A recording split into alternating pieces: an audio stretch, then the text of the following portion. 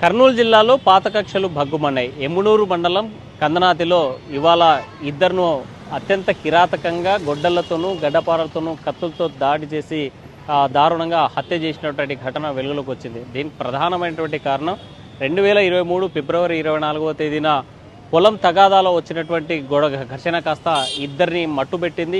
ఇద్దరిని హత్య చేసినటువంటి ఘటన వెలుగులోకి వచ్చింది. దీనికి ప్రతీకారంగానే ఇవాళ తిరిగి ఎవరైతే తన బంధువును తన రక్త సంబంధికులను హత్య చేశారో అలాంటి వారిని మట్టుబెట్టాలనేటువంటి ఉద్దేశంతో ఇప్పటి వరకు గ్రామంలోకి అంటే గతంలో హత్య జరిగిన తర్వాత గ్రామంలోకి రాకుండా గ్రామానికి దూరంగా ఉన్నారు. అయితే కోర్టు ఆర్డర్స్ తీసుకొని ఇటీవలే గ్రామంలో ప్రవేశించినటువంటి నేపథ్యంలో గత 2-3 రోజుల నుంచి కూడా కొంత ఘర్షణమైనటువంటి వాతావరణం, కొంత ఉద్రిక్తమైనటువంటి వాతావరణం కందనాతి గ్రామంలో నెలకొంది. ఈ నేపథ్యంలోనే ప్రతీకారంగా దాడి చేసి ఇద్దరిని అత్యధిక కిరాతకంగా హతమార్చారు. అందులో 5 ఏళ్ల అబ్బాయి కూడా తీవ్రంగా గాయపడినటువంటి పరిస్థితి విషమంగా ఉండడంతో కర్నూలు ప్రభుత్వ ఆసుపత్రిలో చికిత్స పొందినటువంటి పరిస్థితి కనిపిస్తూ ఉంది.